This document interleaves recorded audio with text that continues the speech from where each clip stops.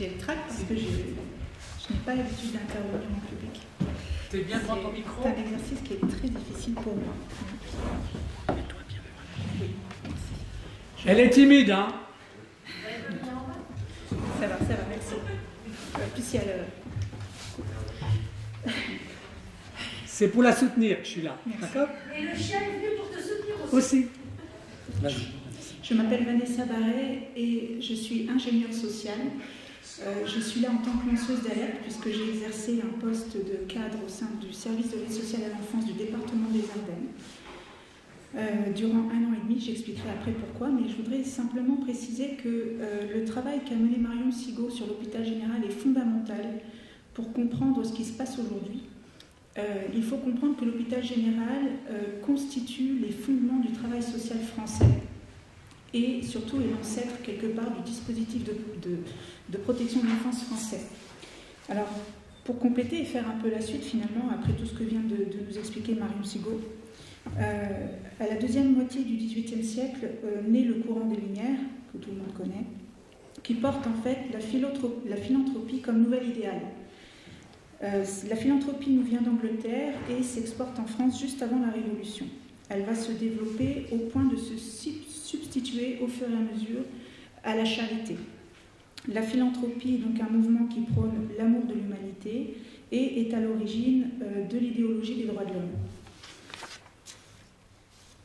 Alors, ce qui est important, c'est que à cette époque-là, on a un personnage, un philosophe anglais qui s'appelle John Locke, qui est le premier à poser comme principe un besoin de réformer l'éducation traditionnelle, et il va proposer un traité d'éducation qui s'appelle Quelques pensées sur l'éducation, qui paraît en 1693.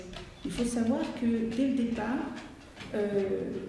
cette idéologie-là qui est en train de naître est fortement liée à la finance mondialiste et à la franc-maçonnerie.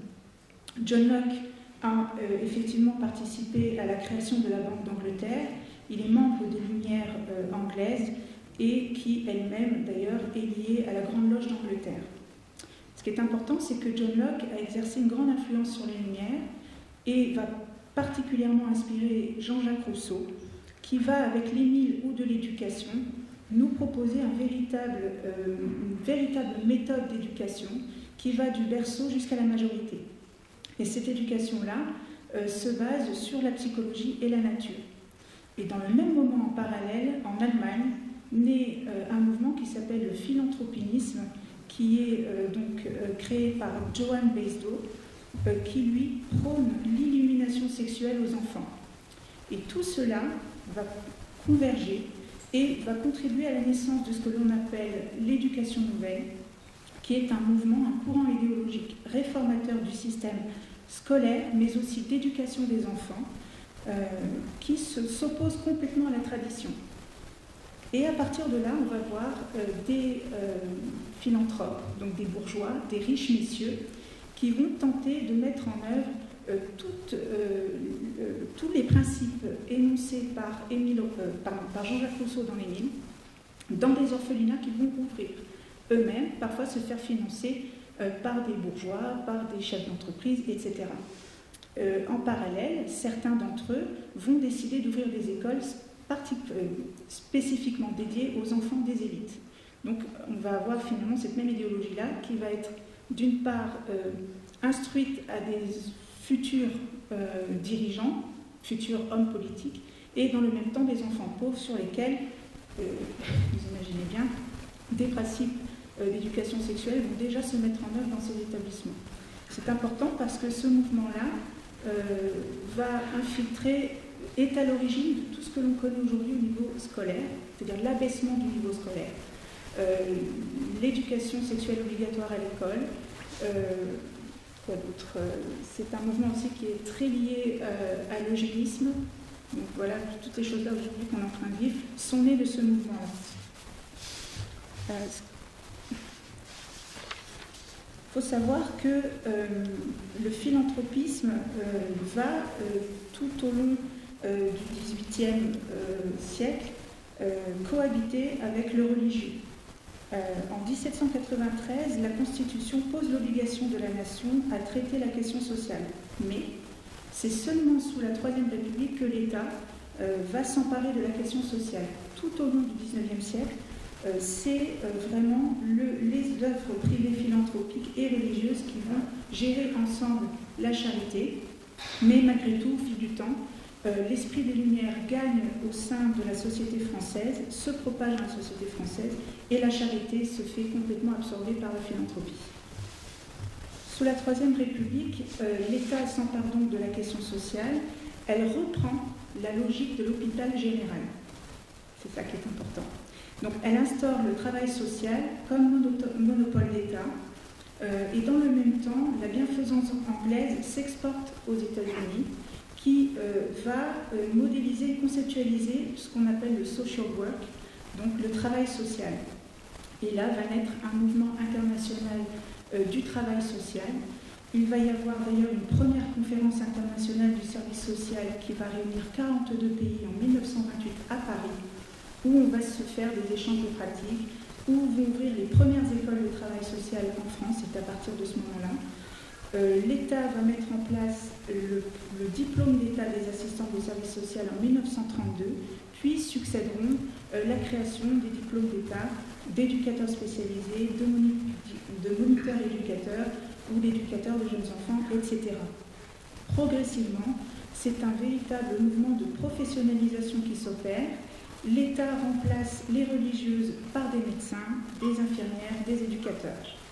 Après la Seconde Guerre mondiale, le secteur associatif va gérer par délégation de l'État la question sociale. Et là, on va avoir un autre processus, c'est le processus de fonctionnalisation du traitement du travail social. Et là, on y est aussi, c'est important. Au fil du temps, le travail social, sans s'en rendre compte, va être réduit à un état de servilité par l'État. Et c'est vraiment l'État qui va avoir entre les mains toutes les politiques sociales. Le travail social n'est pas indépendant. Et ce n'est pas le travail social qui fait l'État, c'est l'État qui fait le travail social. Va arriver dans le même temps, donc dans les années 60-70, ce qu'on appelle le New Public Management, c'est-à-dire une organisation bureaucratique qui séduit bien les Français. La société américaine fait envie. En tout cas, c'est une logique de marché qui va se mettre en place petit à petit et les dispositifs du social vont être soumis à une obligation d'évaluation et donc obligation de résultat. Va s'en suivre les lois de décentralisation, puis vraiment la loi de 2002 qui, elle, va vraiment faire entrer le travail social dans une logique ultra-libérale. Et donc on est dans une nouvelle approche où le bénéficiaire d'aide sociale ou alors le patient devient un client. Ceci d'ailleurs c'est assez lié avec le pacte mondial et l'obligation des entreprises de se soumettre au RSE. C'est très lié en fait toujours à la finance mondialiste, mais ça prendrait beaucoup de temps de pouvoir le développer. Alors maintenant pour en revenir à moi et qui je suis, petit rappel, en 2017, le ministère de l'Enfance et de la Famille est supprimé par le président de la République nouvellement élu, Emmanuel Macron. En janvier 2019, un documentaire que je pense ici beaucoup de personnes ont vu, Pièce à conviction, diffuse Enfants placés, les sacrifiés de la République, qui nous montre les conditions désastreuses de prise en charge des enfants dans les foyers et dans les familles d'accueil. On y voit des enfants livrés à eux-mêmes, sans encadrement, sans sécurité. En réaction à la polémique, le gouvernement, Emmanuel Macron, décide de nommer un secrétaire d'État chargé de l'enfance, Adrien Taquet, qui va être rattaché au ministère de la Santé. En janvier 2020, une nouvelle enquête sort et diffusée à la télévision, Mineurs en danger, sur M6. On y voit beaucoup de séquences en caméra cachée, tellement il a été difficile pour les journalistes d'obtenir un accord pour pouvoir venir filmer des séquences. Voilà, ils ont été obligés de faire ça en caméra cachée. On y voit, encore une fois, des enfants livrés à eux-mêmes, déscolarisés, des détournements de fonds des dirigeants des foyers, etc. Et là, c'est là que j'entre en scène. L'État décide de mettre en place en réaction la stratégie nationale de prévention et de protection de l'enfance, qui, malgré, en plus de, comment dire, parmi les points, on va dire, importants de cette stratégie, c'est de mettre en place un contrôle des établissements et services de la protection de l'enfance. Le département des Ardennes, dont je suis originaire, figure parmi les 30 départements, les premiers en tout cas sélectionnés pour mettre en œuvre cette expérimentation-là. Mon poste est donc créé dans ce cadre-là. Et mon travail, c'était donc, pour quand même situer et expliquer, c'est un peu comme une entreprise, vous savez, qui a un siège, et après ça, elle a peut-être des succursales sur un territoire. Moi, j'étais vraiment au siège de l'ASE, au niveau de la direction, les plus hauts cadres, ceux qui ont... c'est vraiment là que se décide la politique de protection de l'enfance. Je ne suis pas en contact direct des enfants, mais mon travail, c'est de m'assurer que dans les foyers, que leur prise en charge soit convenable, que leur santé, qu'ils soient en sécurité, voilà, je dois vraiment effectuer le contrôle des établissements. Les établissements ont l'obligation de signaler au département qui les finance, hein, c'est financé avec nos impôts, c'est les départements qui financent, bien souvent ce sont des associations, donc les foyers, ils ont l'obligation de nous déclarer tout ce qui se passe à l'intérieur, sauf que c'est assez peu appliqué, ou alors c'est assez sélectif. On ne sait pas tout, et c'est très difficile de faire respecter cette règle-là. Malgré tout, quand ça nous parvient, c'est absolument... on a des abus sexuels au quotidien au sein des foyers, des crises spectaculaires d'enfants qui sont soumis à des violences psychologiques, parfois physiques d'éducateurs. Alors il y a un peu de tout, hein. Il y a un problème de formation, il y a des problèmes de conditions de travail, on a des locaux vétustes, on doit faire face à des inondations ou à des locaux qui tombent, qui sont en mauvais état. On est face à par exemple des grèves, du manque de personnel, etc. Mais dès que je prends mes fonctions, on me fait faire toutes sortes de tâches sauf celles qui figurent sur ma fiche de poste. Je me retrouve à faire des réunions qui ne sont pas du tout dans mes missions. Je me retrouve à faire des photocopies, je me retrouve à rédiger des comptes rendus de réunions. Donc on fait assister à des réunions pour lesquelles je ne vois pas trop l'intérêt d'y être, mais en fait c'est pour faire des comptes rendus. Enfin des choses comme ça. Et surtout à ce moment-là, le poste de chef de service de l'aide sociale à l'enfance, directeur de l'aide sociale à l'enfance, on l'appelle chef de service, mais ça vous parlera plus en disant directeur, est vacant depuis 2 ans. Mais on a un cadre qui a une lettre de mission pour exercer sa fonction. Je ne sais pas pourquoi ce cadre-là n'exerçait pas sa lettre de mission. Toujours est-il que je me retrouve avec ça entre les mains. En tout cas, une partie de ces missions est notamment celle de gérer les places et de placer les enfants. Alors, je ne me rends pas compte, puisque moi c'était mon quotidien. Quelqu'un m'a fait remarquer que quand Christophe m'a interviewé, ça peut paraître très trash, mais c'est ça. C'est-à-dire que, par exemple, j'ai 508 places en établissement. J'ai 30 enfants à placer. Ils sont sur une liste d'attente. Dès qu'il y a une place qui se libère, il faut en mettre un. Voilà. Je sais, c'est trash et c'est ça. Donc, c'est gérer les places. Donc, dès qu'il y a une place disponible, on essaye le plus possible de faire en sorte que le profil puisse correspondre au projet d'établissement, quand il y en a un. Mais bon, dans la réalité, c'est assez peu appliqué, c'est dès qu'il y a une place, on en met. Très rapidement, j'ai travaillé dans un service complètement désorganisé, qui travaille constamment dans l'urgence, une incohérence dans l'organigramme, des missions qui n'ont pas de sens, le bazar complet, on ne peut pas dire autrement. Très rapidement, j'alerte ma hiérarchie de tous les dysfonctionnements que je constate. Je signale des faits de danger, d'enfants qui sont en danger dans les dispositifs de protection de l'enfance, et je suis confrontée à une non-réaction. Tant et si bien que j'ai décidé de déposer officiellement donc, un signalement d'alerte par la voie judiciaire en juin 2022. Et on a beaucoup parlé, on parle très souvent de travailleurs sociaux qui ne s'expriment pas, mais il faut quand même savoir que c'est une institution où règne le harcèlement. Souvenez-vous, Marion Sigaud nous l'a expliqué, à l'origine de la création de l'hôpital général, on a la Compagnie du Saint-Sacrement qui est une secte. Et on retrouve exactement des mécanismes sectaires au sein de l'institution de l'ASE. Il y a une véritable emprise de l'institution sur les agents qui y travaillent. Dès lors que vous remettez en question le fonctionnement de l'institution, vous êtes harcelé, vous êtes placardisé.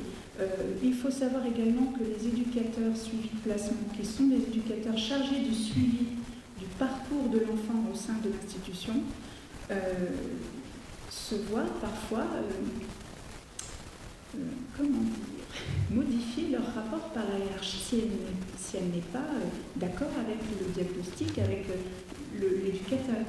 Par exemple, un éducateur sur placement qui va faire le bilan au juge des enfants, écrire au juge des enfants, à la fin de sa conclusion, quand il va dire s'il faut préconiser le maintien de la mesure ou au contraire préconiser un retour à domicile.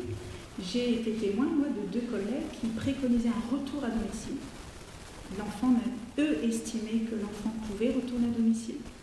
La hiérarchie a dit non, on maintient le placement, on modifie les conclusions et c'est envoyé au juge. Il faut le savoir que, en réalité, vous êtes soumis toujours à une hiérarchie.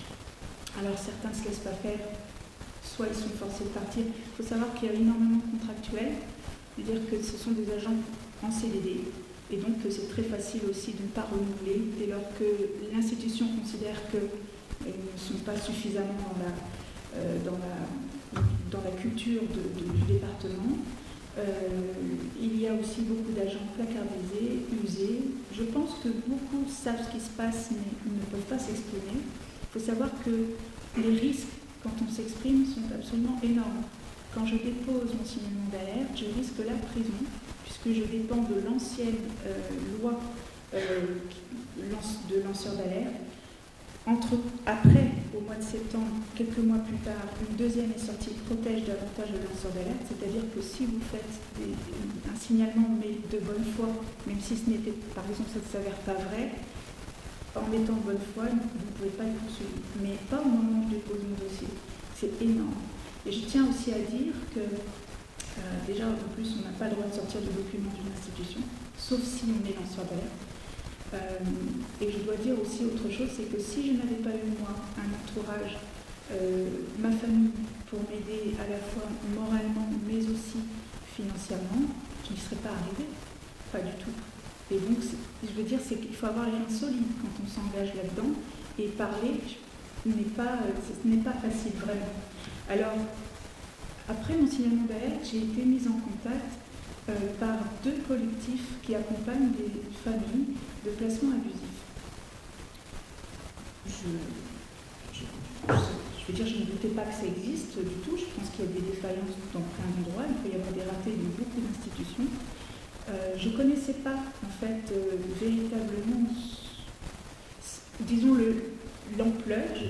En fait, je ne connaissais pas tout ça. Et vous allez rire parce que, bon, moi, dans mon signalement d'alerte, j'ai recensé tous les articles de loi qui n'étaient pas respectés. J'avais 5 pages. Juste ma partie à moi. Et je ne savais pas que ce n'était pas respecté non plus pour les familles.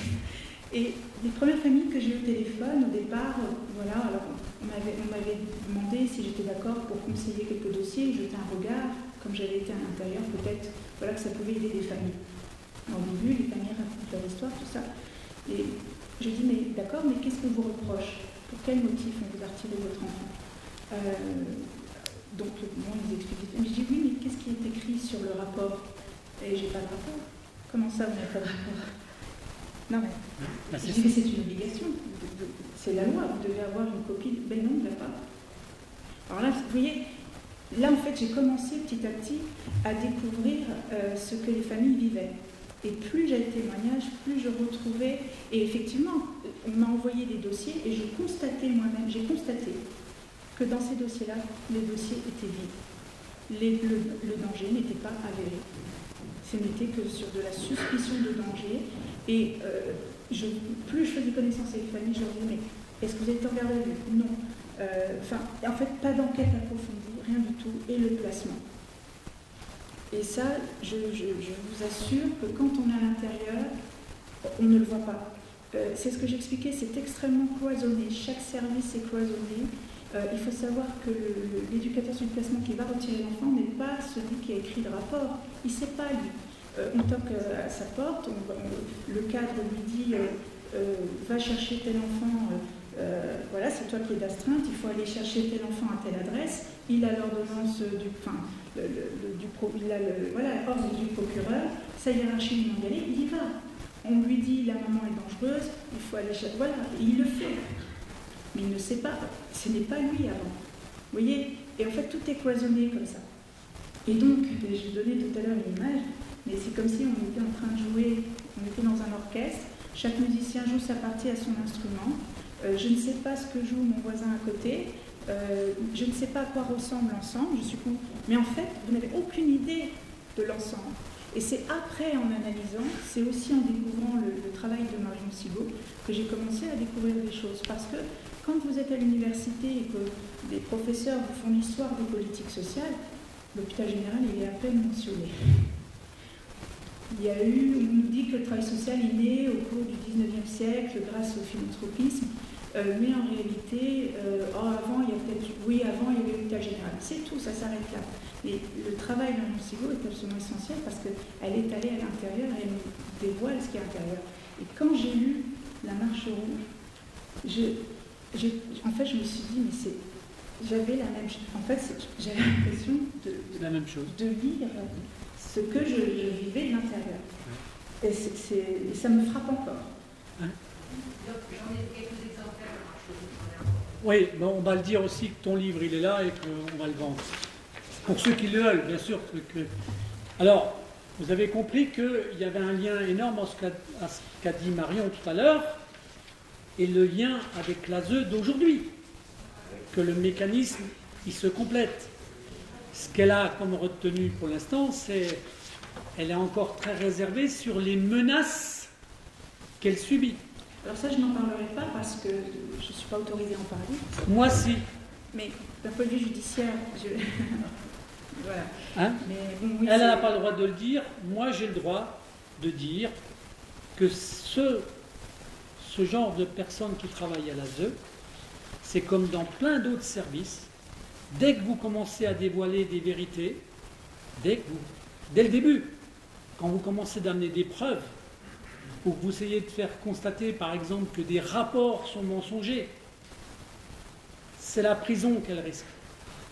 Donc vous vous retrouvez avec des personnels qui seraient capables de dénoncer des choses, mais qui sont obligés de le dire avec une certaine diplomatie, avec une retenue de certains mots. Moi, je n'ai pas la retenue. On a affaire à des menteurs professionnels qui font des rapports mensongers. Et on a affaire à quoi? On a affaire à un service qui prend le pas, des fois, sur le juge lui-même. Pourquoi? Parce que le rapport qui est écrit, il a toute la vérité. Mais l'hôpital général et le Parlement ne font qu'un, finalement. Et aujourd'hui, les juges et l'ASE ne font qu'un. Voilà. C'est exactement ça. On retrouve exactement les mêmes choses.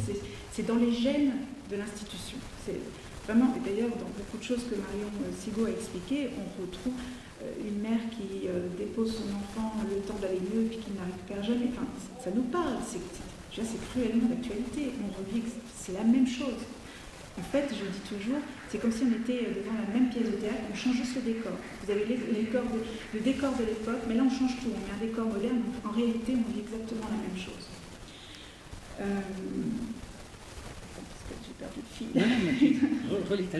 C'est pas grave, on va compléter, ne vous inquiétez pas.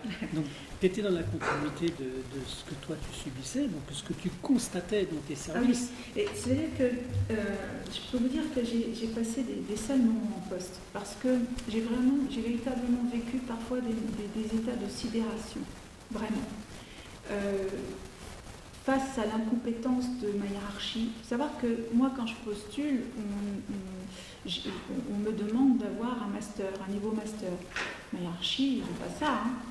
Je suis face à... C'est-à-dire qu'on a des personnes qui ont entre les mains la politique de protection de l'enfance, qui sont des hauts cadres, qui n'ont pas de qualification pour les responsabilités qu'ils ont.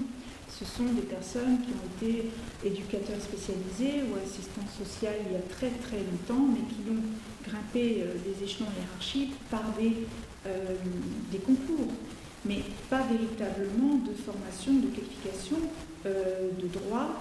Moi je me baladais toujours avec le code de l'action sociale et familiale. Dire, face à des personnes qui ne connaissaient même pas la réglementation, la loi. Parfois, je me disais, c'est de l'incompétence. Voilà. J'essayais de comprendre pourquoi c'était comme ça. Je me suis dit, c'est de l'incompétence. Puis parfois, je me disais, mais ils sont fous. Parfois, je me disais, ils sont fous. J'essayais de comprendre. Et tout ça pour vous dire que c'est après, c'est en rencontrant des familles, c'est en lisant La Marche rouge, c'est en faisant des recherches sur la Convention internationale des droits de l'enfant, qui est finalement derrière, c'est un certain Janusz Gorzwak, un Polonais, médecin, franc-maçon, éducateur, il fait plein de trucs, il est journaliste, écrivain, etc. Et lui était un fervent défenseur de l'éducation nouvelle dont je vous parlais avant. L'éducation nouvelle qui est un mouvement anti-famille, anti-tradition. Comment voulez-vous aujourd'hui finalement que le droit des familles soit respecté quand vous savez qui sont ces gens-là et vers quoi, quelles idéologies se cachent derrière tout ça. Et tout ça pour dire qu'au final, je me suis dit, ce n'est pas de l'incompétence, c'est pas que des faux. C'est stratégique. Je me suis dit, j'ai identifié 3 raisons. La première, elle est financière, on en a largement parlé, on le sait, il y a une logique financière là-dedans. La deuxième, elle est idéologique, c'est ce qu'on m'a dit, c'est l'hôpital général, c'est la destruction, c'est la volonté de l'État, c'est une politique volontaire de destruction de la famille et de l'enfance. Et avec tout ce que je viens de vous dire, donc l'hôpital général, et après tout ce qui a suivi ce mouvement-là, qui ont infiltré aussi l'éducation nationale. Et la dernière raison, qui est moins évidente, mais qui est déjà là avec l'hôpital général, la pédocriminalité, c'est-à-dire des enfants qui sont dans des dispositifs de protection de l'enfance, mais qui alimentent des trafics d'enfants. Et celle-là, elle est moins évidente, mais elle existe. Et en fait, elle est bien plus sous nos yeux qu'on ne le pense. Elle apparaît de plus en plus. Je ne sais pas si vous vous rendez compte maintenant des révélations qui sont en train d'apparaître. Alors, pourquoi ça apparaît? C'est très simple. C'est parce que un téléphone, c'est devenu une télévision. Et la deuxième chose, c'est la démultiplication des réseaux. C'est-à-dire que quand on s'amuse à faire un témoignage d'un papa, d'une maman qui dénonce un mécanisme, d'accord? Quand vous faites une seule émission, ça part sur de multiples canaux. Et le savoir de chacun, s'il est dans la complémentarité, si on fait ce qu'on appelle un collectif du savoir, d'accord? Avec des juristes, avec des avocats qui sont rebelles, parce que autant quand elle vous raconte que elle, cette petite Vanessa, d'accord, quand elle dénonce qu'elle a des menaces, vous avez la même chose chez les avocats. Quand vous avez un avocat qui commence à ouvrir sa gueule pour dénoncer des mécanismes, on leur casse leur carrière. Quand vous avez des juges qui essayent de dénoncer ces mécanismes-là, on les rapatrie dans des petits services à la merde. D'accord? Ça veut dire qu'à chaque fois que quelqu'un dénonce une vérité, à chaque fois on lui casse sa profession. Et après, il y a une deuxième perversité du système. Ce que j'ai appelé dans certaines vidéos où je vous dis que le silence, il est aussi dangereux que le mensonge. Pourquoi? C'est très simple. Vous avez des carrières, vous avez un travail, mais vous, en tant que travailleur, vous avez des charges sociales, vous avez une maison à payer, vous avez besoin d'avoir votre revenu. Et ça s'appelle une forme de chantage. C'est-à-dire que vous avez en flagrant délit plein de professions qui pourraient dénoncer des choses, mais qui ont des contraintes familiales, des contraintes de maison, des contraintes de vie. Et là, vous découvrez que le silence, il est aussi dangereux que le mensonge. Mais parce que ces personnes-là, elles sont automatiquement victimes si jamais elles parlent. Elle perd sa profession, on la met dehors. Si elle n'avait pas de la famille pour l'aider financièrement, elle serait à la rue. Il faut bien comprendre que ça, c'est partout. Moi, je suis ami avec des juges, avec des avocats qu'on a cassés professionnellement. D'accord? Donc, quand je fais une affirmation, quand je fais des émissions où je fais parler des mamans, si les mamans elles ont une retenue, moi je ne l'ai pas. J'ai le droit de faire ce qu'on appelle une accusation, en disant que par exemple les rapports mensongers de l'ASE, d'accord, souvent sont des rapports mensongers, sont construits sur des mensonges. Mais comme on ne les a pas les rapports ils ne circulent jamais. Mais on en a des extraits dans les ordonnances, c'est ce qui permet de voir comment d'avoir un aperçu. Comment ils construisent des mensonges, d'accord? On aura l'occasion de donner la parole demain ou en soirée peut-être à des mamans pour qu'elles exposent des fois le motif qu'on a mis dans le rapport pour enlever des enfants. Parce que la parole des mamans et des papas, c'est important. Et plus on fait circuler ça sur les réseaux sociaux, plus on arrivera à contrarier ces mécanismes-là. Voilà. Tu peux continuer ton petit... Oui, je vais juste terminer sur une chose, c'est que le Conseil de l'Europe a donné quelques critères pour définir ce qu'est un placement abusif et je vais vous les donner. Donc un placement abusif pour le Conseil de l'Europe, c'est d'abord quand les conditions de placement ne permettent pas de conserver les liens avec la famille, c'est-à-dire l'éloignement des parents, des enfants quand ils sont placés. Donc ça peut être à l'autre bout du département, ça peut être dans un autre département. Nous, dans les Ardennes, ça nous arrive très fréquemment, des enfants qui sont placés en Belgique, notamment quand ils ont des problématiques de handicap, on n'a pas les structures. Donc ça peut être considéré, c'est considéré pour le Conseil d'Europe comme du placement abusif. Autre critère, c'est la durée de placement excessive. Un placement ne doit jamais être, ne doit être temporaire, il ne peut pas être durable. Hein. Et c'est toujours le retour de l'enfant au domicile qui doit être privilégié. Normalement, c'est ça. Autre critère, le placement dans un milieu hostile où l'enfant est exposé à du danger, de la violence, agression, harcèlement. Et moi, au départ, c'est vraiment ça que je dénonce, c'est absolument scandaleux que des enfants vivent des choses qu'ils n'auraient jamais subies dans leur famille d'origine. C'est absolument intolérable. C'est honteux. Ça, c'est insupportable. Et à la rigueur, un enfant qui est retiré parce que c'est ce qu'il vit à la maison, c'est en aucun cas dans un dispositif de protection d'enfance, ne devrait surtout pas revivre ça. Et le dernier critère pour la Cour européenne, c'est la non-considération de la volonté de l'enfant qui ne souhaite pas être placé. Mais là encore, on constate aussi que la parole de l'enfant n'est pas du tout prise en compte. Voilà. C'est une synthèse. Alors moi, je voudrais rajouter une chose pour que ça rentre dans votre mémoire. Tout le monde sait ce que c'est qu'une OPP.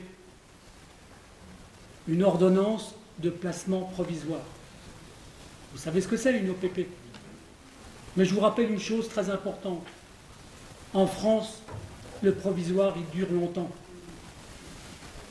Souvenez-vous de ça. L'OPP, c'est le provisoire qui dure longtemps. Et pourquoi ça dure longtemps? Parce que ça fait circuler beaucoup d'argent.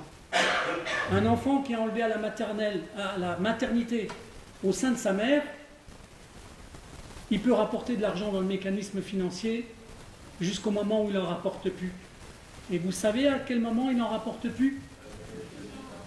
À la majorité. Ça veut dire que pendant 18 ans, le provisoire, il peut être renouvelé.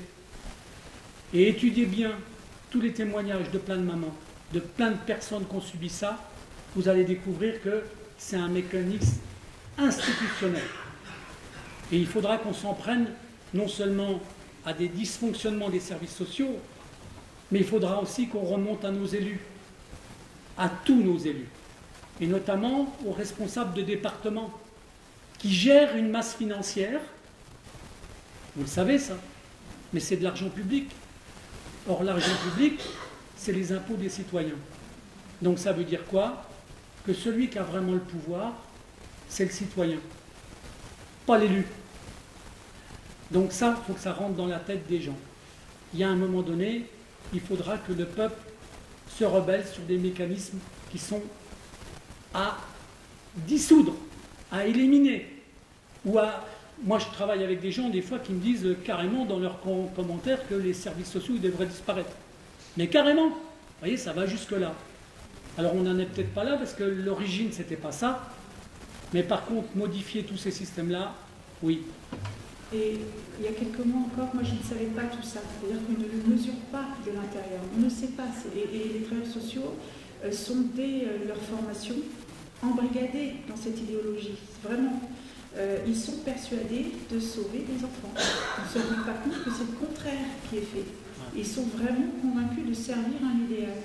Et je peux pas aujourd'hui, il faut que je reste humble là-dessus. Moi-même, je ne savais pas ça il y a quelques mois. Mais par contre, ce que je veux à travers mon témoignage, c'est tendre la main aux travailleurs sociaux, leur dire qu'il ne faut plus avoir peur et les inciter à nous rejoindre et à parler, parce qu'on est de plus en plus de professionnels à prendre la parole, et cela, de leur tendre la main pour qu'ils nous rejoignent, c'est important.